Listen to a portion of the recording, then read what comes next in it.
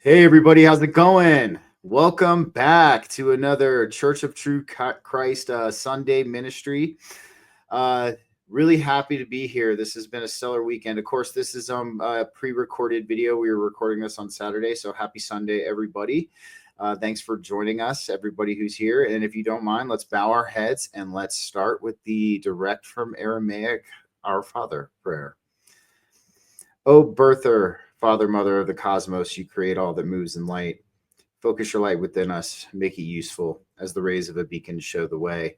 Unite our I can to yours, so that we walk as kings and queens with every creature. Create in me divine cooperation, from many selves, one voice, one action. Grant what we need each day in bread and insight.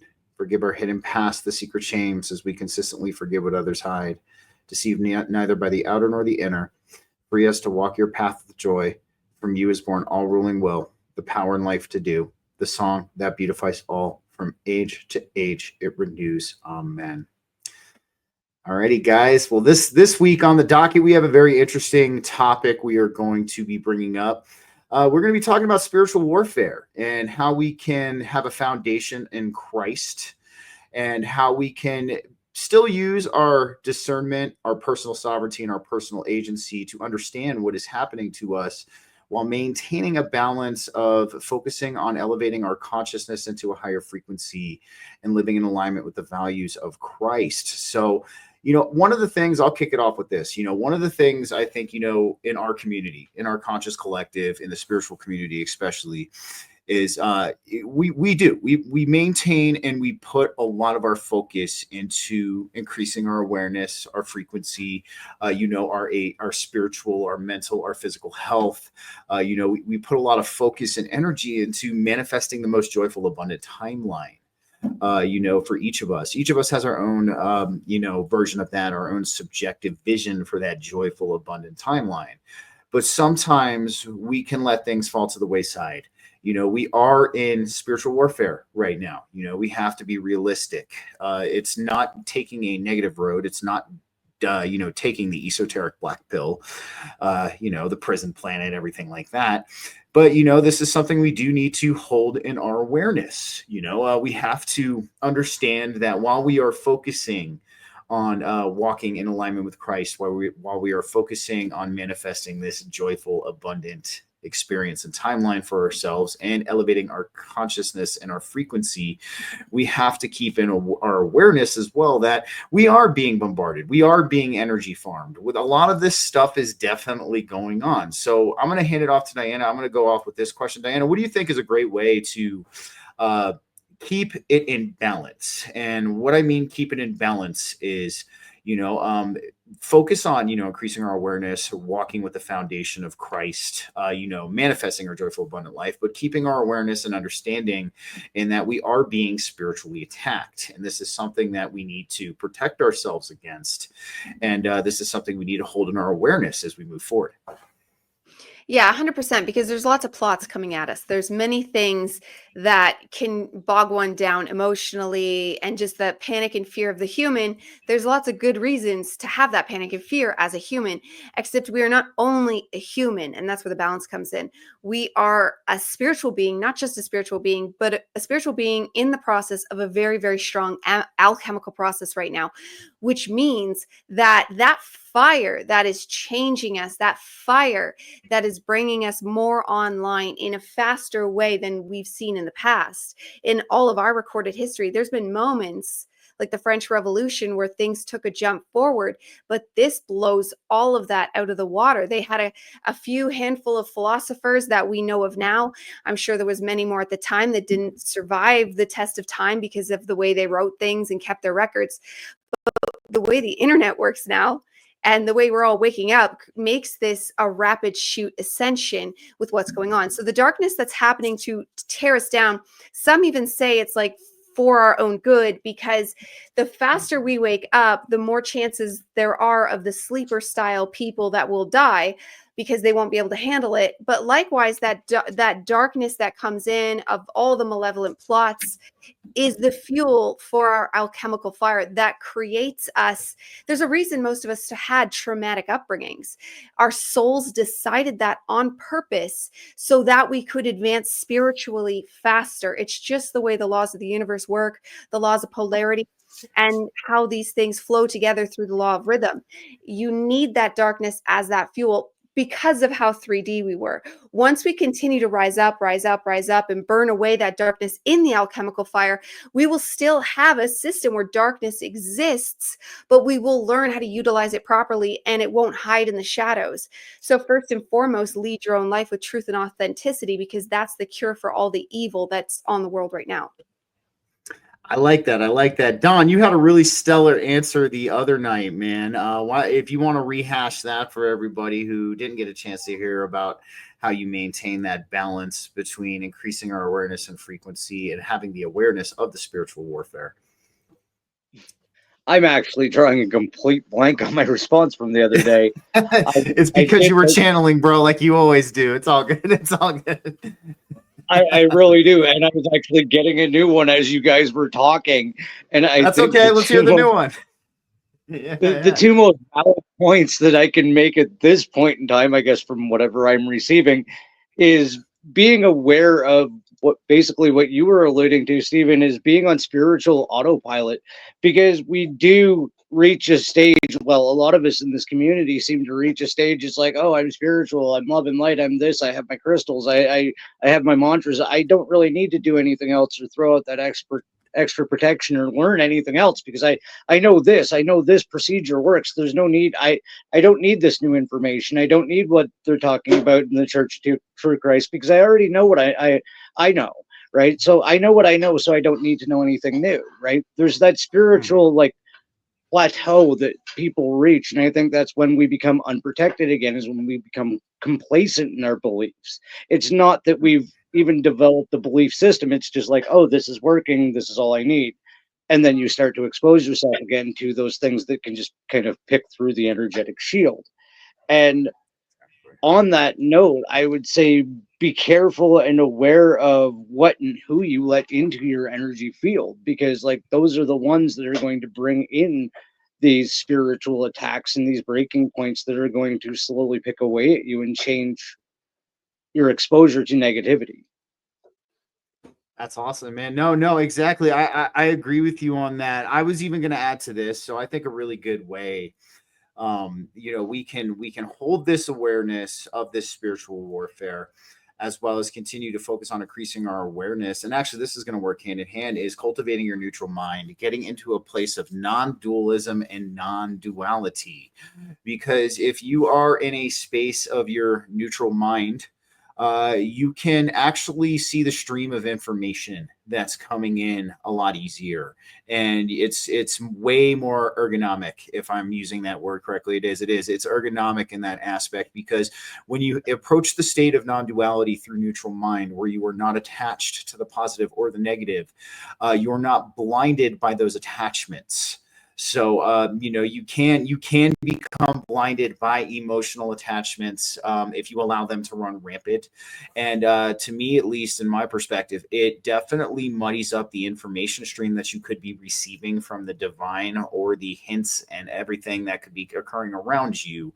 Kind of saying what Dyanna talked about, how we chose a lot of our trauma here.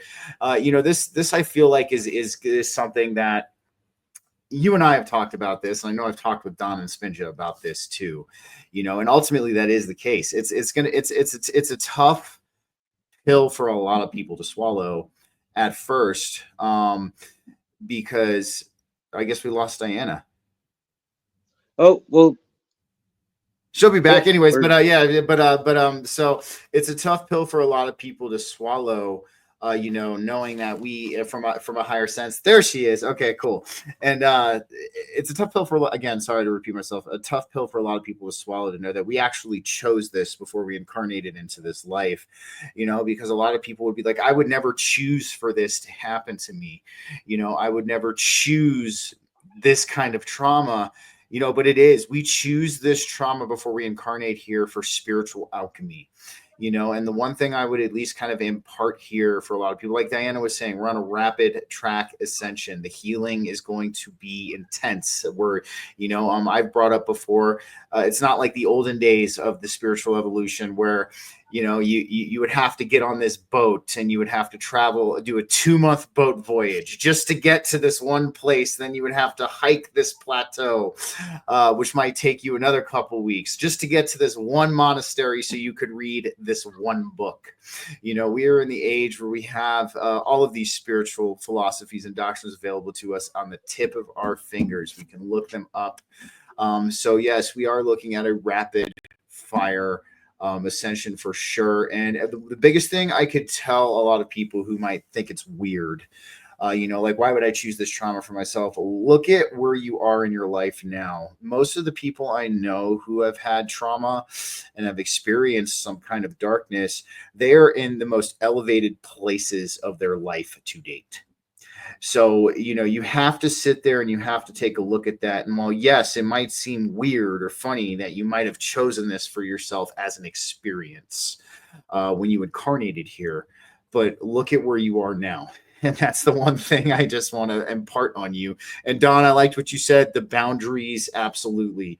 Of course, I'm of the mentality, and maybe to a fault, to that we all are a family here in this conscious collective. And, I still do feel that way. But, there are some people who don't feel that way. And, there are some people who might use people who feel like me to their advantage. So this is what I mean about setting those boundaries, cultivating that neutral mind, being able to pick up on those signals. What do you guys think about that?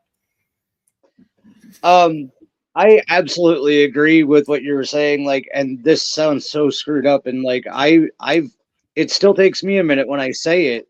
I've had an absolutely terrible life up until about, 7 years ago. It was the thing that you could make a movie about, just the abuse, the drugs, the partying, just the crazy shit that went on. And I should be one of those people oh, I've had this terrible life. I thank every moment of it because I'm now in the highest state of self-awareness that I've ever been in my entire existence. I am in that greatest place that you're talking about, and it's getting better by the day, right? I have the truck I want, my laneway. I have the best paying job. My boss is starting to get more jovial and easy to get along with, right? Things in Spinge's life are coming along, and it's literally just being where we are and understanding that, yeah, these trials and tribulations sucked, but it was to teach us to be able to detach from all of the things that we were talking about, because, you had to get that emotional ass kicking all the way up to be able to get to this state of emotional maturity to be like, okay, yeah, I really don't need it. Dyanna mentioned how I seem like not necessarily detached, but everything seems to roll off of me. And it's because I've been broken over and over and over and over and over. And it's just like, okay, it doesn't matter. Yeah, that sucked, but in 5 minutes, I'm going to do something else. I can't care about that 5 minutes later. That happened then, right? So let's just move on, right? I don't like to think that I'm detached, but I think it's my own version of spiritual protection, because it's like, okay, yeah, that sucked. Yeah, that person turned out to just be using me. That person turned out to be a narcissist. That person turned out to be a loose harvester that was pretending to be my friend, but was just feeding off of me because I'm high vibration, right? You have to be aware of all of these things. And, the first couple of times, even as somebody that was spiritually aware, it broke my heart. And now it's just like, that sucked. There was another one, right? It just can. You just have to be able to be like that at a certain stage. Yeah, you have a monk mind, my friend. Dyanna, what are your thoughts? Yeah, very similar, because you do get used to having a broken heart. What he just said, you get used to it. So you can find yourself super attached. I have a similar boss story where we became really close. We were on the road to besties, but there was just this disconnect. Her ego would get triggered by my spirituality, but I was long past living pretending that wasn't the case. I'm not doing that anymore. I always said goodbye to all the previous friends that just it didn't vibe for. They preferred me when I had a drinking thing versus being spiritual. So that says something about society right there. And these are not people that drank themselves. So that just shows like how much the spirit will trigger people. So then you just get used to it. Like you're like, if I could say goodbye to this person, then I can say goodbye to that person. Because these new people that come into our lives, we've already said goodbye to childhood best friends, or even loves, or whatever the situation, parents, children, or not children, sorry, siblings.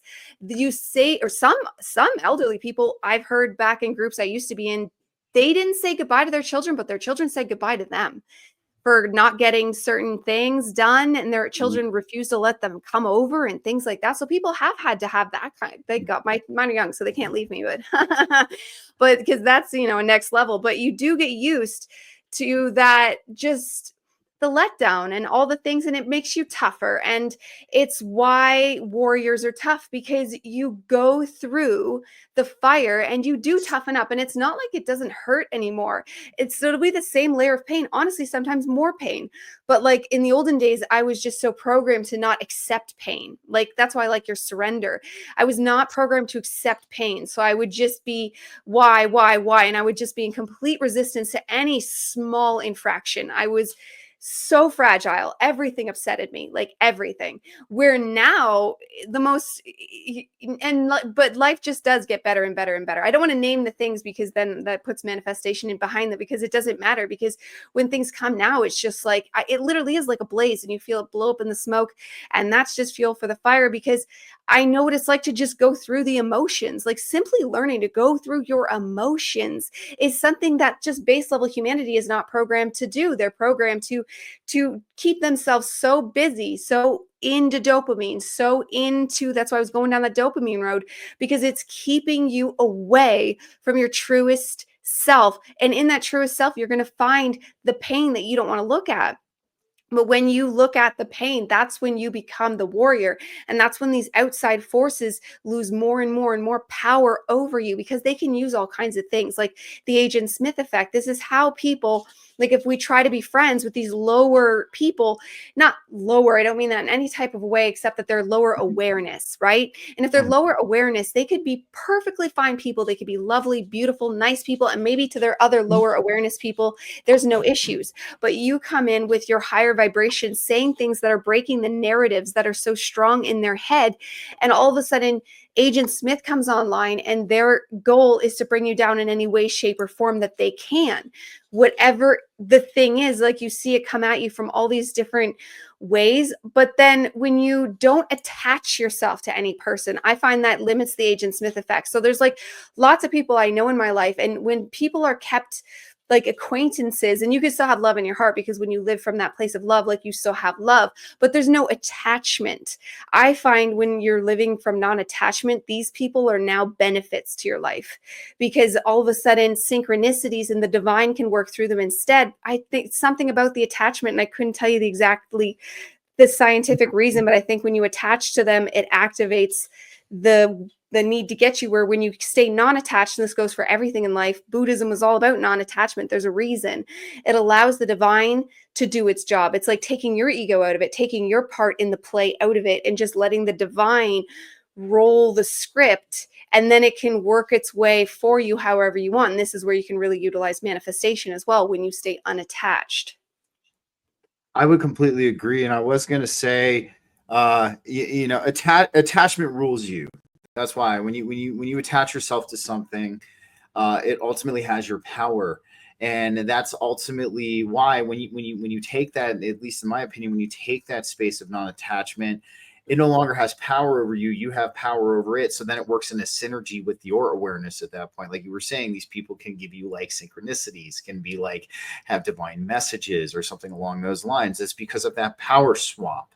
And you were talking about the Agent Smith effect. I think one of the biggest disillusionments we have on our spiritual evolution is when we embark on it, how even it seems even our loved ones and a lot of the people who we had as close friends start to draw distant from us. It's almost as if they don't want us in a subconscious sense, beginning to take this road to this unification with source and the divine.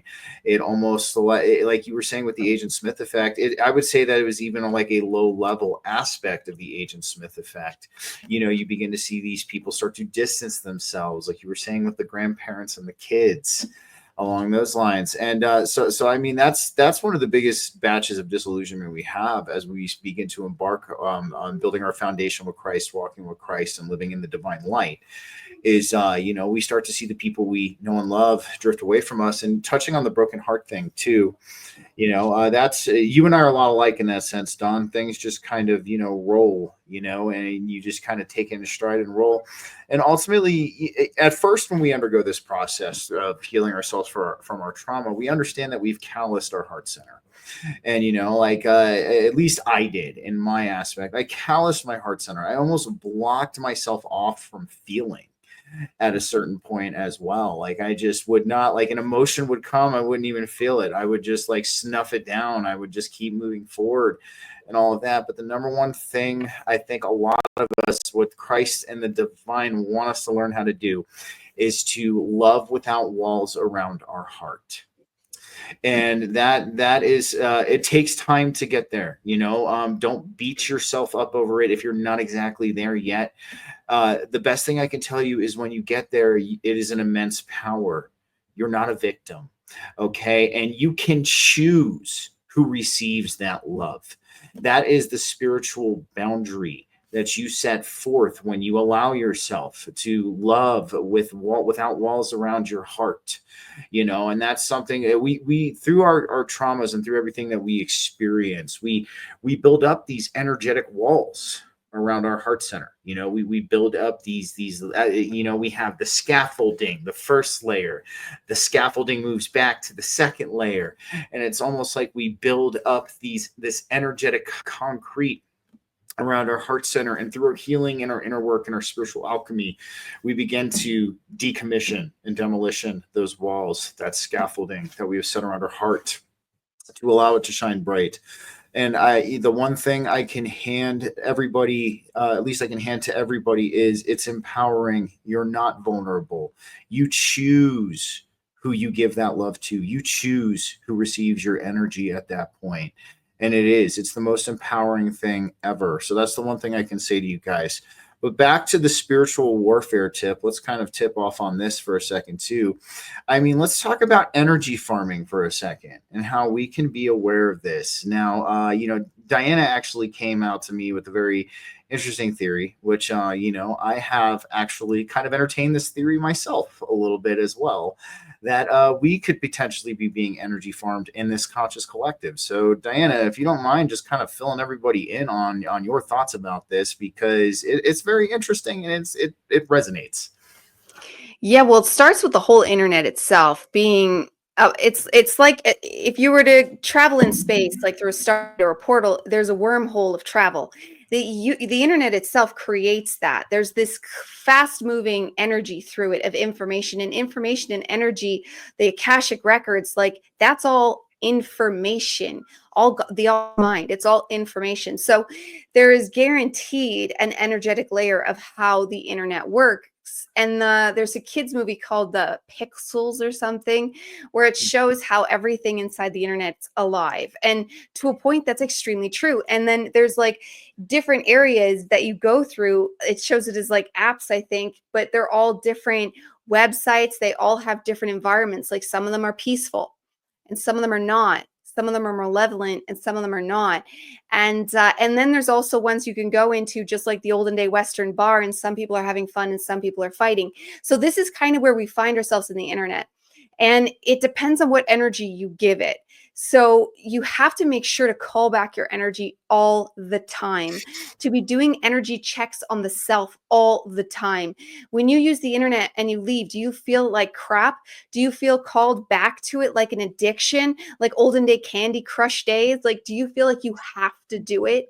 Or do you need to do it because you have to actually go send an email, or you actually want to make a tweet? You have tweets in your mind you want to send.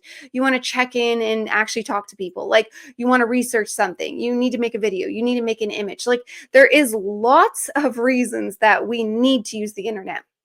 But when are we using it just because we get ourselves, because of all the things we need to use it for, we get ourselves in a habitual dopamine receiving pattern of needing to use the internet. And then that's where they come in and take advantage, and they know this. And they are specifically, there's a new movie that came out with the guy that says, I think you should leave, that show. And he's with Paul Rudd in the movie. And his actual job was how to make things more addictive. I don't even know if that's a real job or they were just trying to tell us people do this. He literally did and he was basically the character from I Think You Should Leave, which is incredibly awkward. But he's this guy that his job is to get you addicted so that you give, and then he would have different clients. Whatever their goal was, he would make sure he got you to do whatever they wanted you to do. And all he did was manipulate. And that's a real thing. That's a real thing from humans, and that's a real thing from entities, and they work hand in hand. The humans probably don't even realize, I think a lot of the malevolent humans out there don't even realize they are being fed information. They probably think they're a good guy, but they're being fed information that causes them to do these things to us. And remember Mad Men, he thought he was great. He was a grade A narcissist. Tony Soprano thought he was great. Like, these people don't realize they're the bad guys in most of these situations. So this is why it all comes down to personal sovereign discernment, because we can't expect them to wake up and start doing the right thing when they already think they are doing the right thing. They think, and they say this all to each other all the time in whatever business it's in, you decided to do that. Just like the mobsters and the loan sharks, they decided to gamble, so I get to kill them. I get to break their knees. It's basically the same thing. I get to steal their energy. I get to steal their time. I get to steal their money. Like, do you realize how many scams are out there now on the internet just stealing your money, taking advantage of these dopamine receiving situations? So it's a big soup of a mess, and you just need to watch your energy level, because even I recently found myself I had an internet problem without realizing it, and I have managed to actually sever that connection. And for the last little while, when I use it, it feels clean. I'm not using it as much. I'm using it more aware, and it just feels clean. Like, whatever was sucking the energy dry, I did manage to sever the connection, and the first step was awareness. I dig that. Don, what are your thoughts on that, man, and the internet and the potential sucking and farming our energy? Oh, I absolutely think, I've witnessed it, especially having a young teenager in the house. It is, I can say this openly, I have suffered with actual physical addiction to substance, and I've seen the same withdrawal symptoms and character behaviors as I displayed as a junkie and a drunk, right? Just because of the technological, they're raised on it, that's, his father used it as a babysitter. So now it was basically ingrained in him. Every time I need an emotion, every time I need a hug, every time I need this, I need a screen in front of me. I need to play Zelda. I need to level up. I need to do something, right? It actually became like heroin to him, because it was at one stage, it was his only form of satisfaction. And I think exactly what we did is we helped him through this, and I'm sitting behind the way we did that. We turned it back to natural interaction. We bought him a freaking drum kit, and it's sitting right here, and it has pretty much all but severed his internet addiction, because he has something new that gives him the sense of fulfillment, the sense of pleasure, the sense of accomplishment. And we as parents can be more proud. He gets looked at as a strange kid when he goes to school because he doesn't have a cell phone. Well, he doesn't need one because he doesn't want one, because he knows what they are, right? He uses ours for what, his drum lesson, that's his internet. If he wants to watch a movie, sure, go ahead. But that junkie mentality that had him hooked in and can hook anybody in, it, like Dyanna said, it is a dopamine hookup. And when you get used to it, it's the same as any other cyclical addiction. You're just going to keep craving it and more of it, right? And until you identify it and replace it with something more balanced and better use of your energy, you're going to be stuck in it.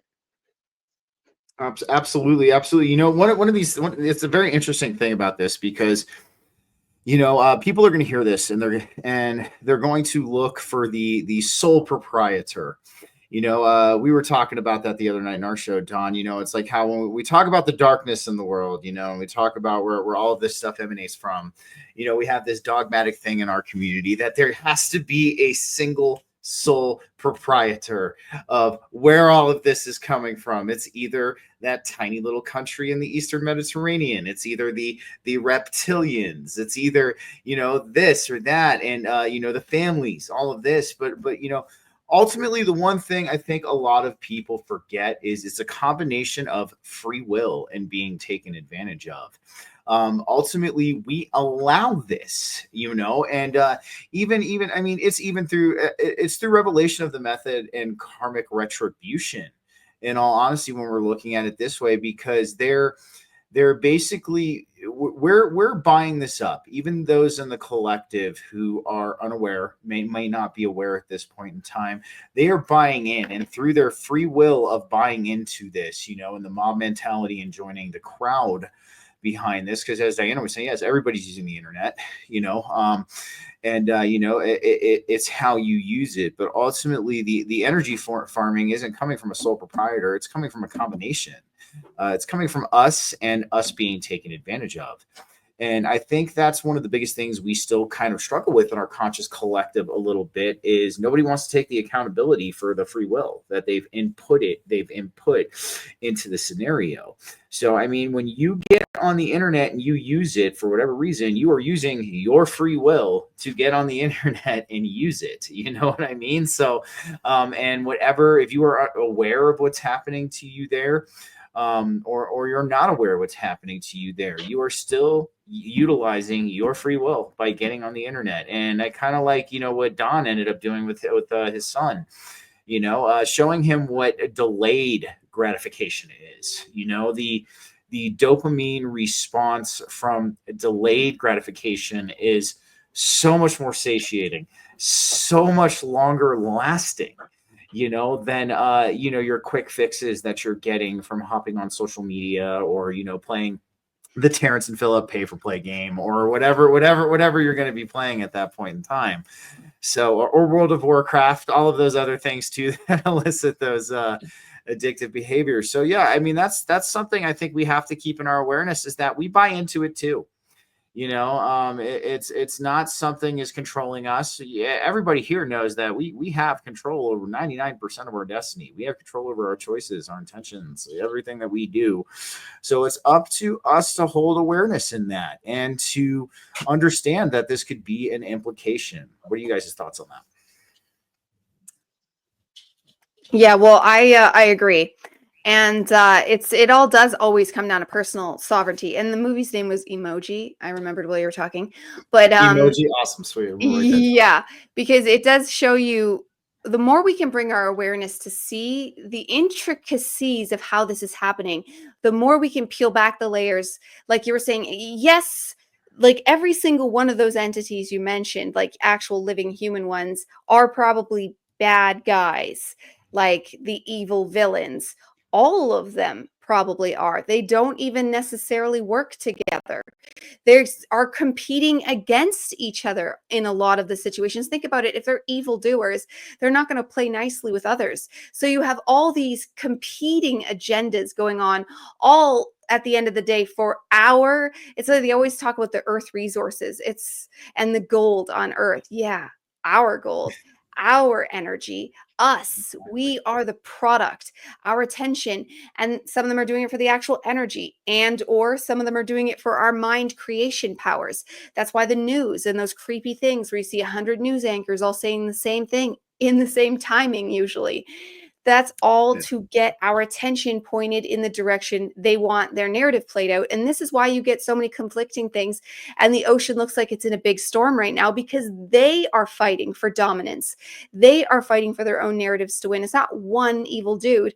It's not even one race of evil dudes. And it's not even just humans or just aliens. It's a whole smorgasbord of tons of people taking advantage of us, because we have been like a fast food restaurant for thousands of years, where many people frequent, and it's being taken advantage of from every element, including our own. So like you said, responsibility 100%, because the second we take that sovereign, discerning, personal responsibility, their meal is taken off the table, because our energy now starts circulating back into ourselves. The Taurus image, we are our own energy simulators, like we are our own energy creators.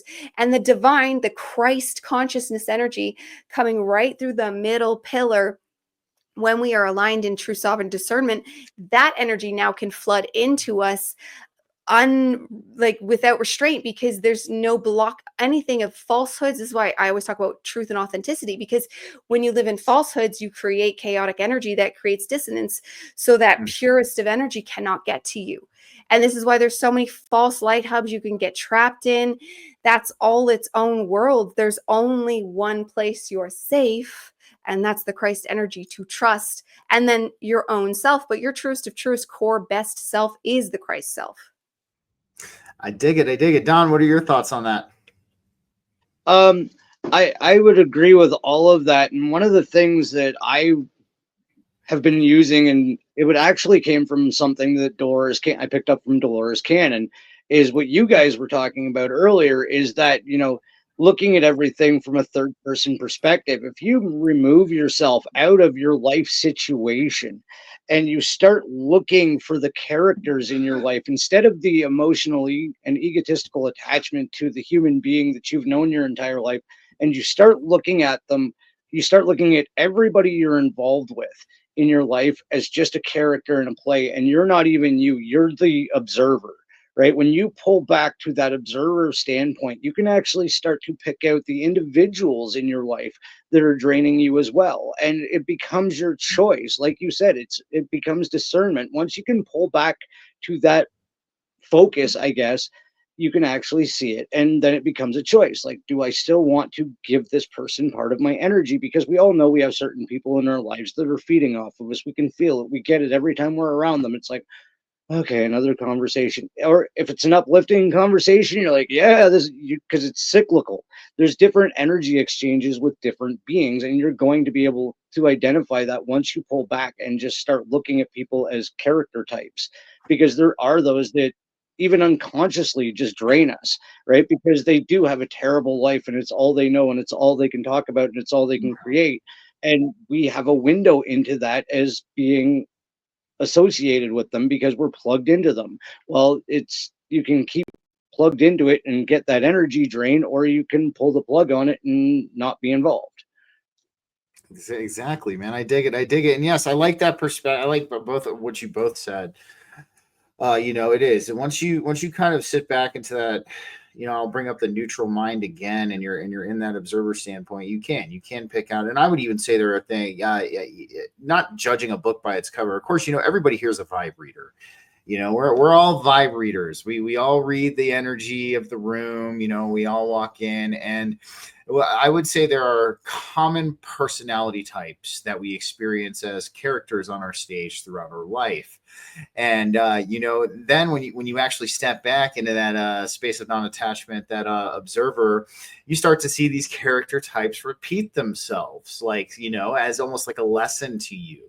It's almost as if the divine and Christ are like, okay, you were pretty forthcoming with the last one that was like this. Let's see if you learned your lesson. We're going to bring another person with the same personality type into your stage. Might be a completely different person, but they have the same personality type you've caved in for, or you've fallen prey to in the past and allowed to drain your energy. So you will get tested in that sense too. That's definitely happened to me.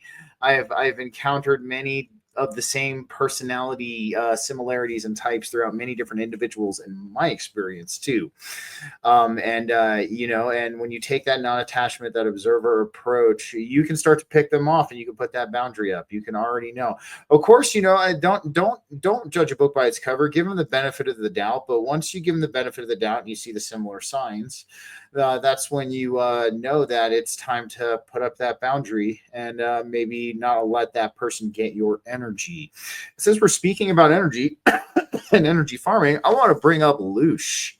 I think this is a good topic of conversation. We hear a lot of people talk about Loosh. So Loosh actually has another name too. It has a very uncommon name, but it's called Dukkha.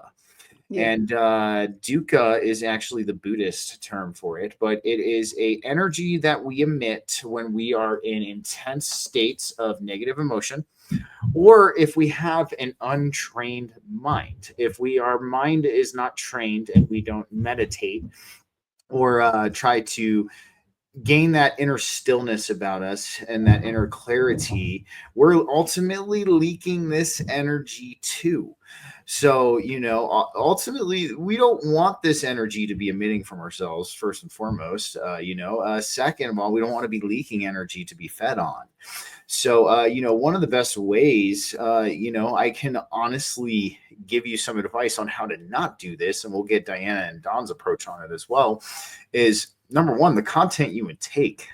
Are you watching the doom porn? Are you watching the doom and gloom, the black pill? Everything's fucked. We're all gonna die. We're doomed. There's nothing we can do.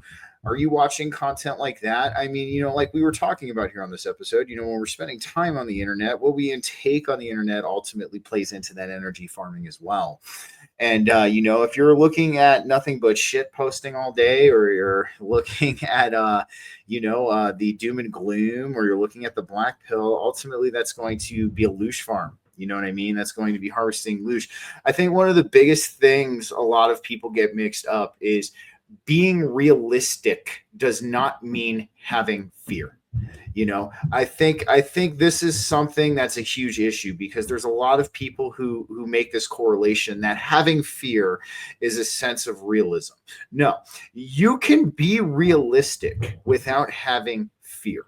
And the way that you do that is to train your mind and cultivate that neutral mind, and understand that you can be realistic from a non-attached approach as to what's going on with you. So number one, the content that you intake.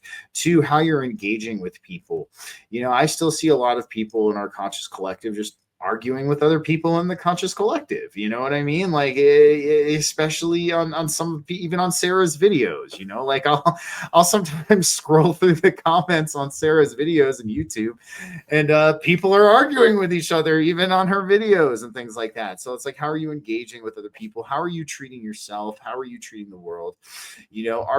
Ultimately what's going to not make you a loosh farm and not have your dukkha harvested is the personal sovereignty, the personal agency, the personal discernment, all of that stuff, and understanding that your energy goes where your focus goes. And if you are putting your focus into the doom and gloom, the black pill, the fear, the sadness, all of that, from an attached standpoint, you are upping yourself to be harvested. What are you guys' thoughts on that?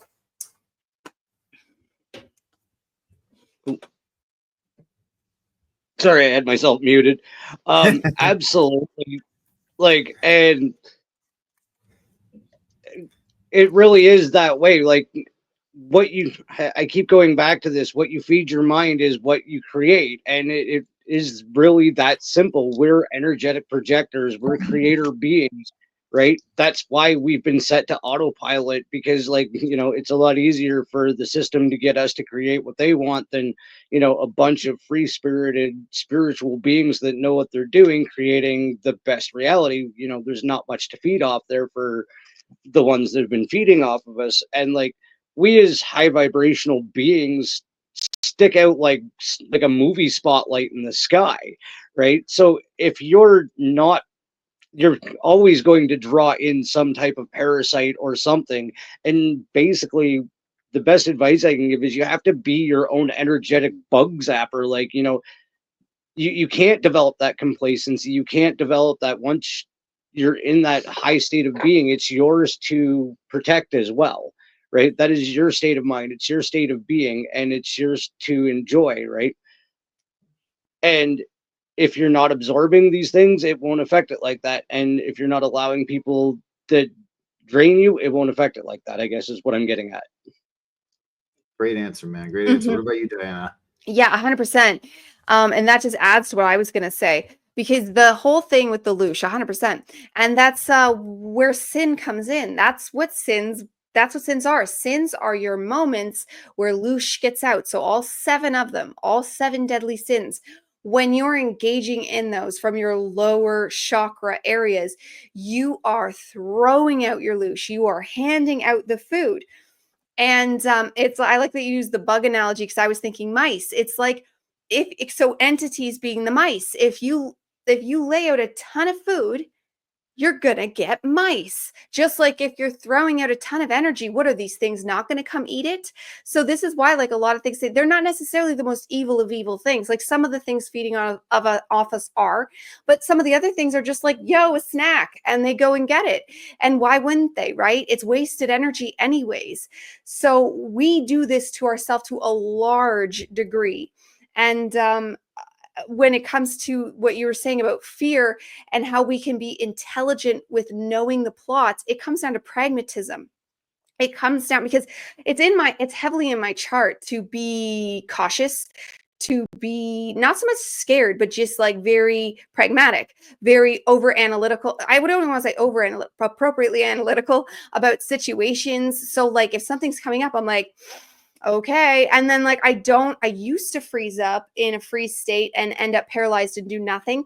But now I've learned to just like allow all the incoming thoughts to just be what they are and just look at them all. Don't get scared, just look, because some of the things you're being shown are very real, like like threats that could happen. And instead of getting scared, shutting down and not improving your life or whatever the thing might be, you think about it. So like, were you about to go on the internet and look at bad things that were going to loose you? And then you got a pragmatic thought, like, should I do that? No. Okay, good. Should I go take a new job? I hate those examples, but that's all I got. Should I go take this new job? Oh, I don't know what I do. Will everyone hate me? Blah, blah, blah. It's like, no, maybe that's the thing you do, and you do push through for that because that's for the betterment of your actual future. So like, when we come at these things and just logically think about them, we don't need fear. You have also been brainwashed to not realize how smart you are.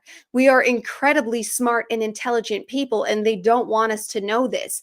You are, and this is again, we're learning to feel your emotions is thumbs up, because when you're thinking about these things, if an emotion, trust me, the emotions actually do go away and you're allowed to just think. It's not like a robot. You can have emotions when things are real, but you can learn not to have emotions when you're just thinking about the situation. Because there's lots of people, especially the Gen Zs and below. And I feel like I'm an early Gen Z. I know I'm technically a millennial, but I was like that nervous, overly worried, used to even be woke. Like, oh my God, is someone offended? Like, no, you can learn to just think things through without the crippling emotions, but then still, because anxiety, Alan Watts said this, and I mentioned this on the solo video I did the other day because it just blew my mind.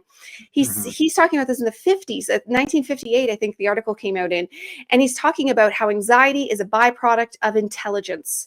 So just allow the anxiety, allow that process, and perhaps what might feel negative, but negative can be fuel, and just allow that to think about these things properly, because you don't need to sin. And if you actually give yourself the time to think it through, you can learn what's crap to be thrown away. That's sin. That's being a loosh farm. Or what's worth pursuing in your life. It might still take actual energy and effort from you, but this is beneficial. This is throwing yourself in the garbage. And everything is a choosing point. And when you choose wisely, your life becomes a totally different and better place in just a year, a month, a day, every decision at a time. I completely agree with that. And I'm going to, kind of go off of what you were saying there, with the sin and from the lower centers. And this is actually why it's very important to balance your lower centers, because if you balance your lower centers, your lower three chakras, your lower triangle, you're going to have more control, because what that's going to do is that's going to strengthen the bridge to the higher centers. A lot of people, they get so caught up, especially in our spiritual community. Oh, I'm only in the higher centers. I'm only in my heart chakra and up. But, we still see a lot of these individuals who negate and neglect the lower center balancing and work are the ones that still have problems giving off this loosh. So that is why it is important, if you're on your spiritual evolution and on your walk with Christ, that you need to balance yourself. That is something I'm definitely going to throw in. Also, adding to what Dyanna was saying about, anxiety being a form of intelligence, I completely agree with that. I also, with anxiety comes tension, right? So this is something that, a lot of people, when they feel this tension, they ultimately want to push it away, They don't want to feel this tension. They don't want to, but the one thing I would call you to do is actually sit with this tension and feel it and find where it is coming from. I guarantee you're going to learn something through this process, because it's through the things that we avoid, we ultimately are. Let me rephrase what I was going to say. It's in the parts of us and the feelings that we avoid are the true victory. That is the best thing I could say. So if we overcome and we triumph these parts of us that we tend to avoid, the tension, the anxiety, all of these things, ultimately that leads us to the path to victory, because we begin to learn about ourselves. We begin to cultivate that self mastery. And we begin to understand that we actually need to feel and sit with these things in order to understand where they're coming from within us. And then when we understand where they are coming from within us, we can address those things and we can heal them. The more that we push these things away, whether you're feeling the anxiety, whether you're feeling the tension, whether you're feeling this sadness, this anger, or whatever it may be, the more that we push these things away, the more that we do ourselves a disservice. And ultimately, it's the way to go is to sit with those things, allow yourself to feel them from that neutral space. Because if you're in that neutral space, you have no attachment to it. You're observing it as it is. And when you observe it as it is, you're not attached to the emotion, and you can think about it inquisitively and analytically, like Dyanna's saying too, from that pragmatic standpoint. It almost, how many of you would absolutely love to have a third party objective point of view of all of your bullshit? So you could just sit there and take a look at it, and you'd be like, holy crap, dude, this is coming from this is coming from that. It's stupid I'm feeling this way. That's very petty. Maybe we should just kind of scratch that. But this is what this gives you. It gives you the objective third party view of all of your bullshit. And that way you can look at all of your BS and be like, okay, cool. I have kind of a better lookout on myself. So absolutely. And good thing on the Alan Watts, man, he was ahead of his time. He was absolutely ahead of his time. Bless him, man. But ultimately, guys, yes, this even plays into the leash factor too, because if you're avoiding your bullshit, and you're not addressing it, that is also leaving food out for the mice. So what are you guys' thoughts on that?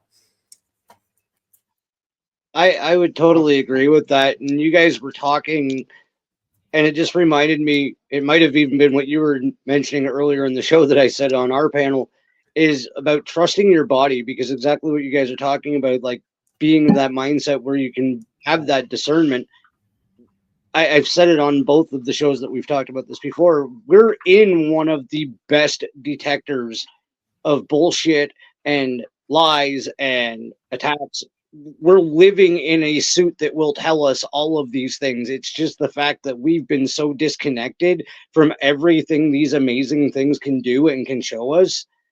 Once you start to properly receive the signals again from your biological vessel, a lot of this just becomes second nature. You're like, wait, no, this is wrong. I shouldn't do this. This is going to cause me negative energy. I'm going to draw this into myself if I do that.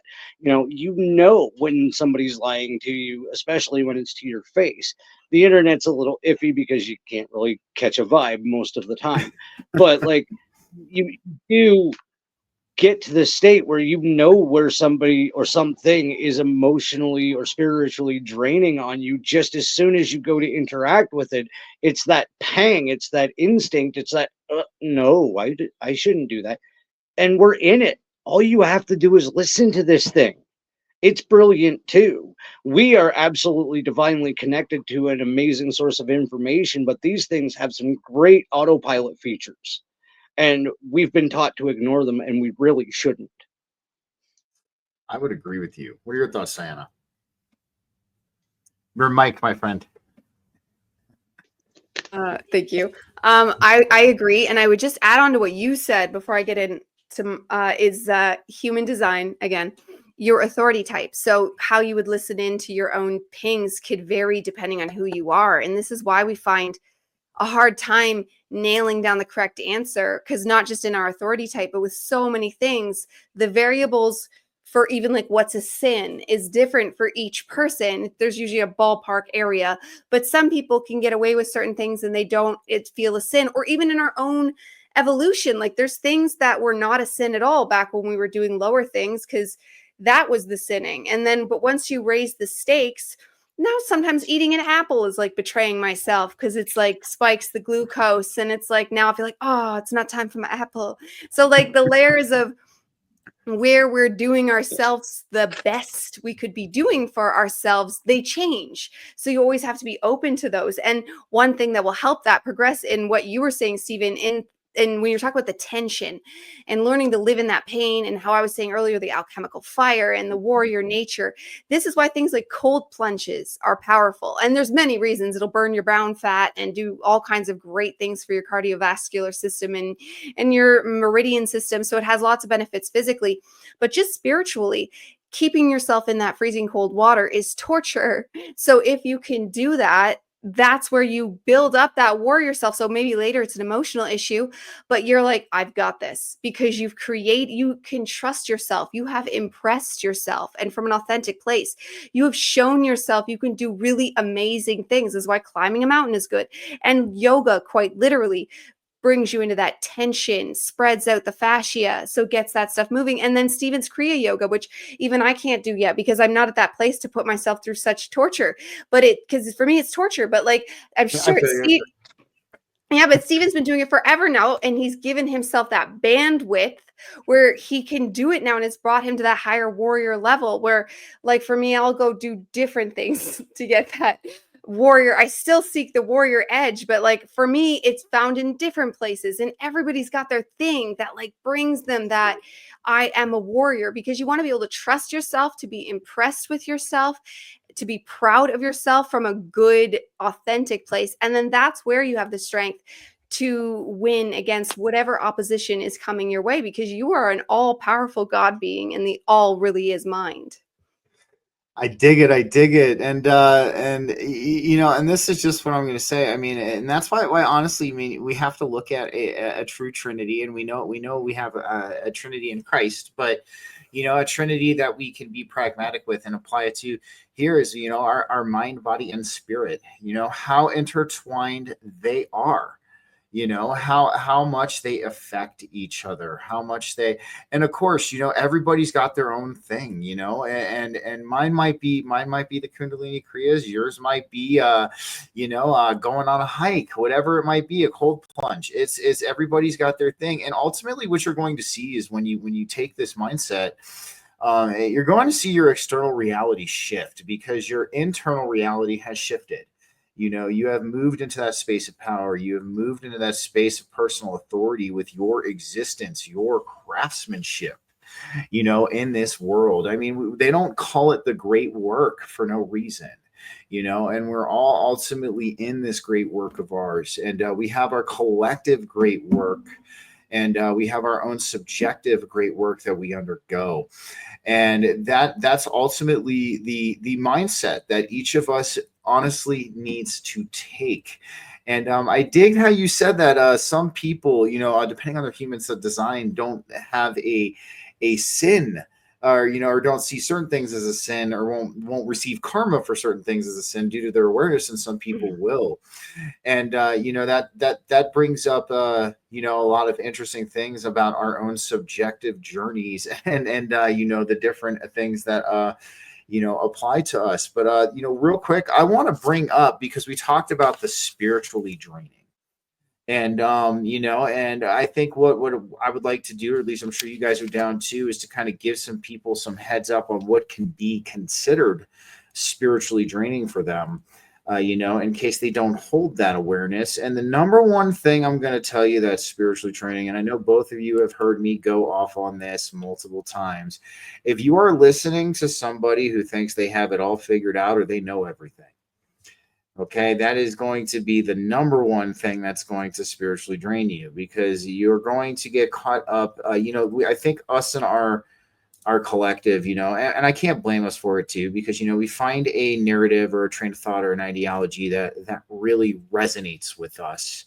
And it's almost as if we clutch onto it, like we don't want to let it go. And and we can see this kind of showcase itself in a lot of different people in our community, who clutch onto one thing.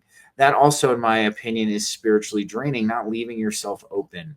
Because I've said it before and I've said it again, but it bears repeating. And I repeat this to help everybody here. I'm not repeating it because I like to hear myself say things over and over again. This is ultimately going to be what you experience, and I guarantee you will. The truth that you know today may not be the truth that you know tomorrow. And the more open you leave yourself to what the truth could potentially be, as far as getting stuck in a single train of thought, a single ideology, a single narrative, a single spiritual doctrine, whatever it might be, you're really doing yourself a disservice. You're draining yourself because you're not allowing your evolution at that point. Like, you might think you are, but you're not.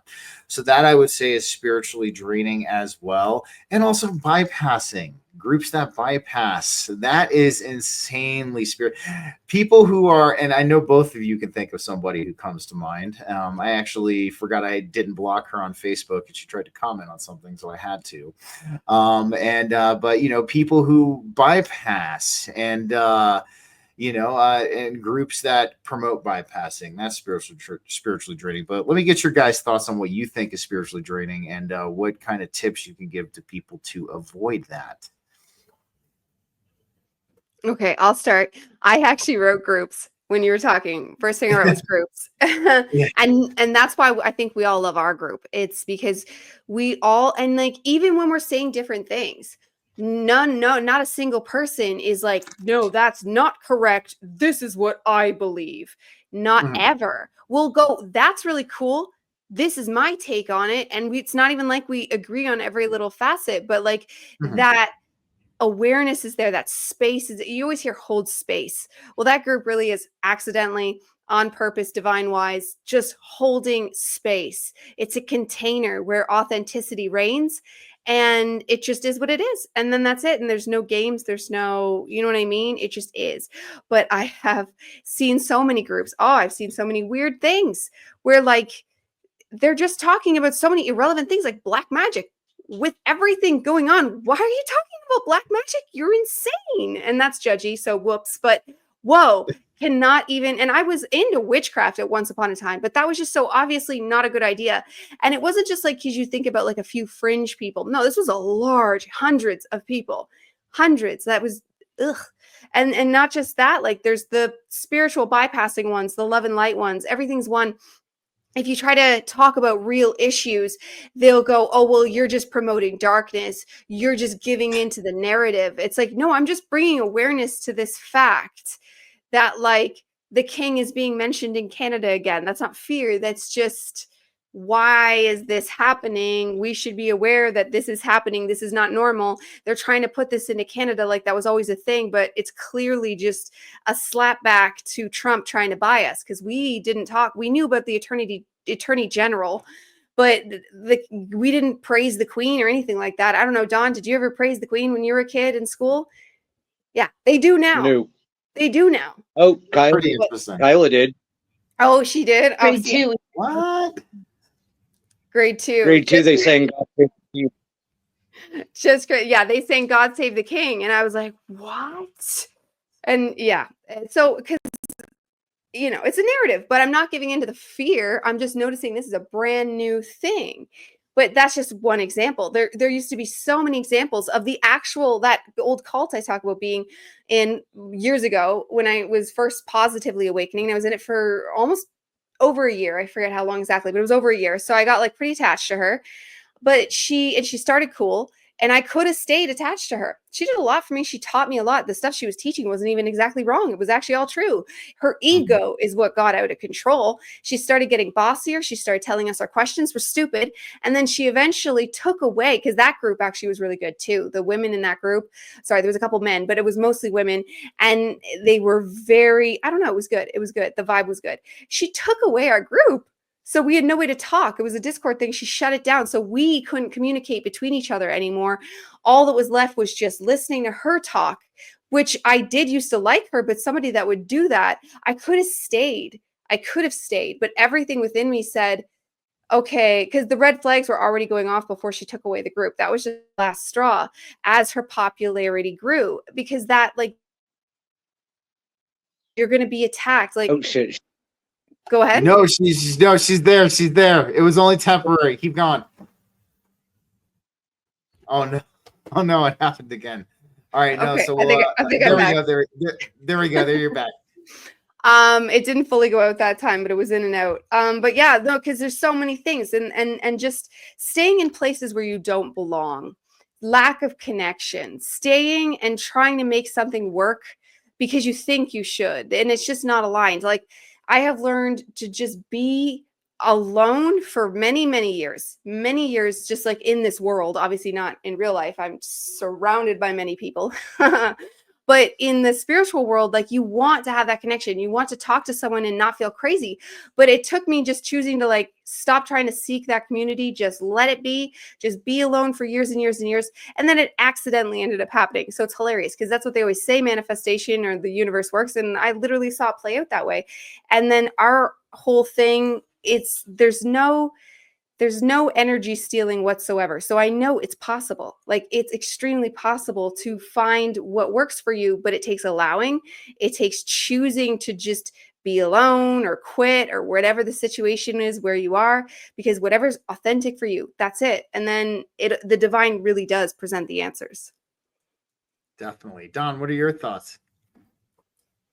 Usually I would just go on my, the news is the devil, the water boy's mama speech here, because, that's one of the most spiritually draining things you can do is the internet. Foosball. Yeah, you're going to lose all your fancy foosball game, Bobby Boucher. Anyway, no, like that, I was actually at that state of mind at one point. Like, I knew everything on the news was evil and trying to create their narrative and blah, blah, blah, blah, blah. And it was actually my darling interdimensional exit buddy. She's like, okay, because she still watches it at discerningly. And I was like, why do you still listen to that shit? And she's like, she actually got it across to me. It's spiritual protection as well. It's to know where not to be, know what not to be involved in, because you can use the news just like you can use the algorithms on social media to teach you, right? You can still pick out okay, there's going to be riots in this city. I'm going to be over here, right? You can use their own system of programming against them because they're going to tell you it's predictive programming, right? We know that. They're going to tell you what they're going to do and where they're going to be. So if you want to avoid all of it, just catch the headlines and be like, okay, I think that's serious. And that actually came from Kyla. I'm just kind of paraphrasing. And it's probably one of the better energetic protection things that I can think of, because like there's certain spots where it's like, okay, I'll look at the news headlines and it's like, okay, there's a parade down there. I'm changing my route today because I'm not getting involved in that shit, right? Because like it really is. You can just read the headlines and protect yourself. I would completely agree, and I think, I mean, you can take part in that with discernment if you understand the playing field, and that's one thing I will say, because if you're not understanding the playing field and you think everything that you're seeing, absolutely everything that you're seeing is factual, there, you're going to be disappointed.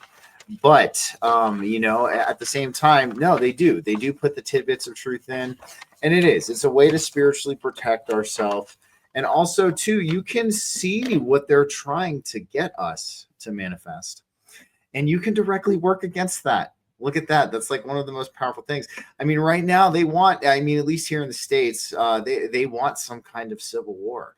You can even see on a global scale, they definitely want World War III. They are pitching it. They are literally in their best salesman suits right now at this point, trying to pitch these ideas and these narratives to everybody. Like, oh, you don't like the blue-haired girl that works at the coffee shop that is maybe not of your sexual orientation, or oh, you don't like the guy wearing the MAGA hat, you hate him, right? Like, this is kind of what when you approach it from that awareness, you can see what they're trying to get us to manifest. And I think everybody here does not want to manifest the parasite class's outcome. I think this is not something we are about here, and we want to avoid that at all costs. So Don, I definitely agree with you and Spinja on that. I think that's a great way to kind of get an idea of what's going on, but of course approach it with awareness. The other thing I'm going to say too is spiritually draining. Before we head into, I have a little surprise thing I'm going to bring up, and of course I think you two probably are going to know where it comes from. But the other thing I think is spiritually draining as well is to constantly, and I mean constantly, give your power away. That is the other thing too. We have our own internal savior, the divine in Christ. Okay. Giving your power away and giving it to external objects or other external people, potentially hero worshiping billionaires by chance, or, potentially hero worshiping politicians because they dangle the carrot. Sam, I hope you're watching. They dangle the carrot in front of you, to get you to vote for them, catering to your narrative and ideology. So essentially too, it's giving your power away can be a very spiritually draining thing. And that's where I always kind of come in and, talk about, especially the idolatry of all these huge people, these famous people. And that's why I ask people, who do you relate to more? Do you relate more to Alex Jones, or do you relate more to the person who's next to you in your community that is going through this with you, experiencing it with you? Alex Jones is fat and happy sitting with his stack of cash. Don't get me wrong. I still have respect for him. Don't get me wrong. He was very integral in the early stages of my remembering. But Alex Jones has no relation to you as the common person. You know what I mean? He is sitting fat and happy behind his desk. He's now, I think, been subverted by that tiny country in the Eastern Mediterranean. And he's doesn't relate to you at all. So this is the other thing to you guys, is putting your stock and faith in these individuals who are obviously controlled opposition. And that doesn't mean that there isn't some truth in there. I'm not saying there isn't. They could very well be relaying some truth, but it's the putting the stock and faith in these people as opposed to just taking it for what it's worth. So that's the one thing I just kind of wanted to add there. And I kind of want, this is a little bit of a bonus thing. So, and I want to pick you two's brain on this. And I did ask this question on X the other day. In our walk with Christ and in our spiritual evolution, we're often visited with the concept of dying before dying. And ultimately, I think there's a lot of discrepancy, a lot of misunderstanding of what this means sometimes in the community. And, a lot of people might look at this statement. What do you mean dying before dying?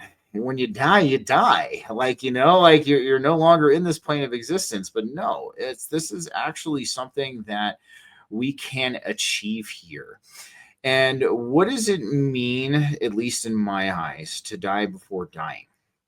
Well, what is the thing that ultimately separates us from the divine? What is the ultimate thing that separates us from that unification? It's the ego.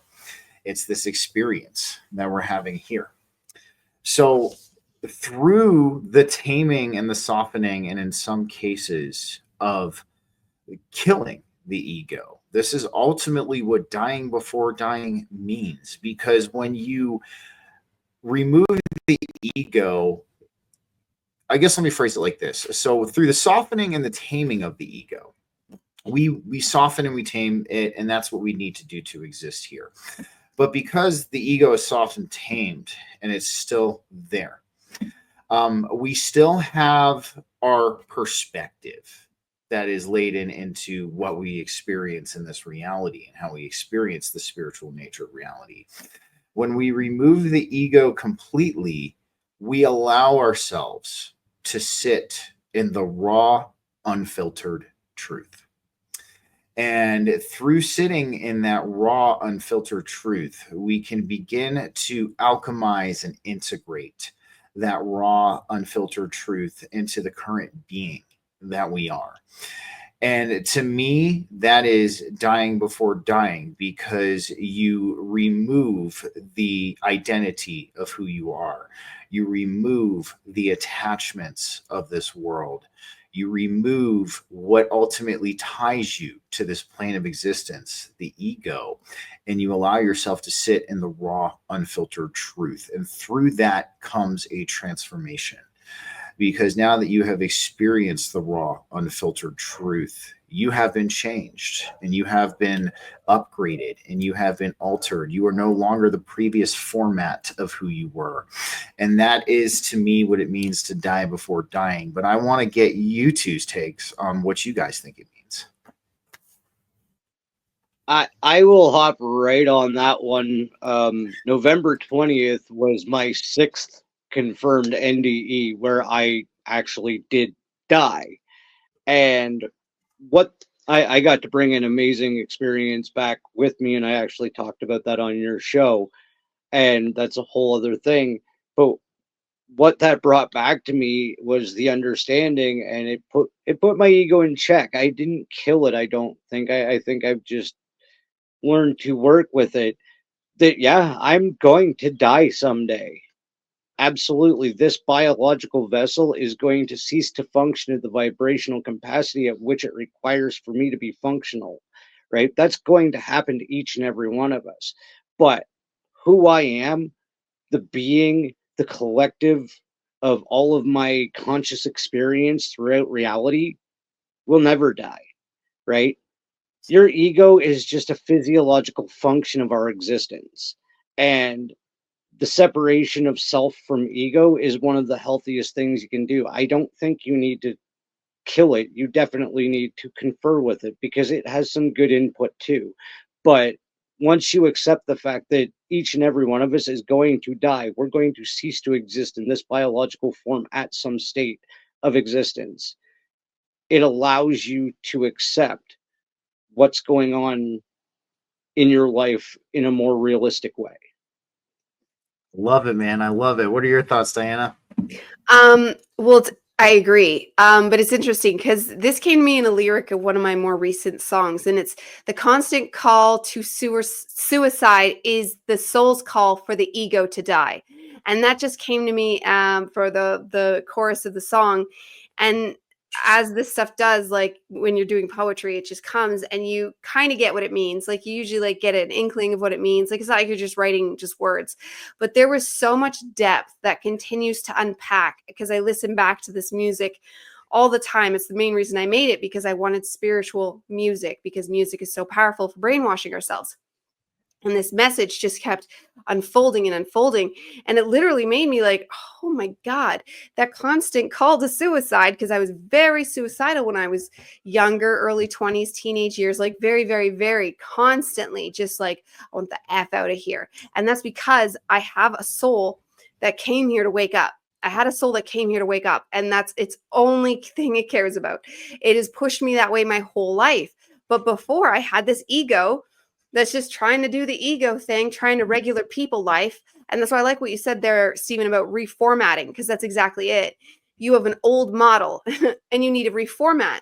And that means like changing out the program. So it means like the ego thinks it's going to die. I don't know. It might actually be dead and like a new one comes in, like, because we don't really understand the depths of how this works. We're the witness. So because that's why people talk about walk-ins. And honestly, if you saw old me, there's some similarities. Like I'm way more mature. Like I'm ridiculously more mature. It would like be looking at a child version of someone, except I'm not that much older. You know what I mean? Like if I was like 70 years old, this level of maturing would make sense. But because it's only like 10 years later, this is like, whoa, because I have just completely upgraded the system by allowing, because that whole reason of like that constant wanting suicide was because the ego did not want to let go of what it was trying to hold on to. And it was so many things over the years, and we all have our own versions.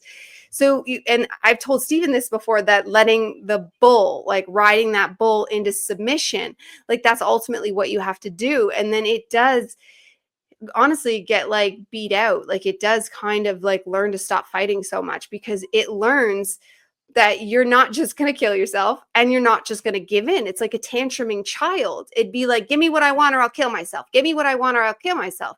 And it'd be something stupid. It would always be something stupid, but it would just have to get what it wanted. That the ego used to have, and I think a lot of people still live this way, control narrative over the self, where we should be living from alignment and doing what the soul says to do. So like if I want chocolate versus no snack or a healthy snack, the ego is going to like have the chocolate, and the soul is going to be like have the healthy thing or nothing. And that's when the ego starts having its crying tantrum. And that's going to be many variables for whatever the situation is, but letting it cry deflates it. And every deflation could be a death, really, because we're the witness, not the ego. So if it's changed out, we actually might not notice. We can't really be sure how that works, because it's not real in a large degree. It is a program. So it definitely does switch programs. That's one thing we know for sure. And we are in control of just allowing that tantrum and just going forward with the soul aligned plan, regardless of how much it screams. I dig what you said about, I dig what you both said. I mean, and mostly it's not about killing it; it's riding it into submission.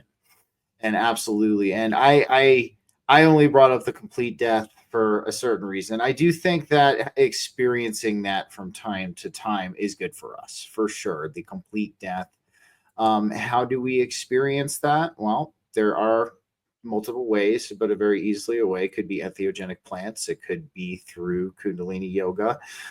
It could be, there are multiple different ways to do it, but I'm with you guys. Ultimately, in the harmony of our lives and our existence here on this planet.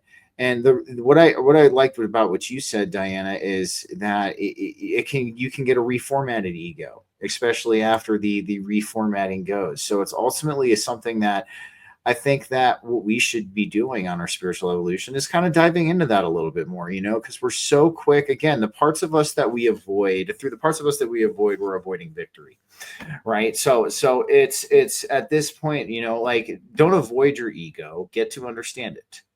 You know what I mean? Understand how it operates, understand how it functions. And through that, you can have a greater process in writing that bull into submission. And you could understand the ego a little bit more. So you become more efficient at that process. But ultimately, guys, I want to say this was an amazing show. We talked about a lot of great things. And other than that, I want everybody to enjoy their Sunday. I will, of course, this was pre-recorded. Everybody's going to be kind of doing their own thing. I have a special day tomorrow. So that is why we're pre-recording this. Don't worry. You all will find out what's going on once it's done. And other than that, I want to thank everybody here for joining another Church of True Christ Sunday ministry. We will be back next week with some more stuff for you guys to talk about. And if you liked what you heard tonight, definitely give a like, a follow, and a subscribe. We have my account, we have Dyanna's account, we have Don's account in the description of all the videos. And yeah, come talk to us, guys. But other than that, thanks for joining us. Everybody, have a happy Sunday. And we'll catch you next week. Take care.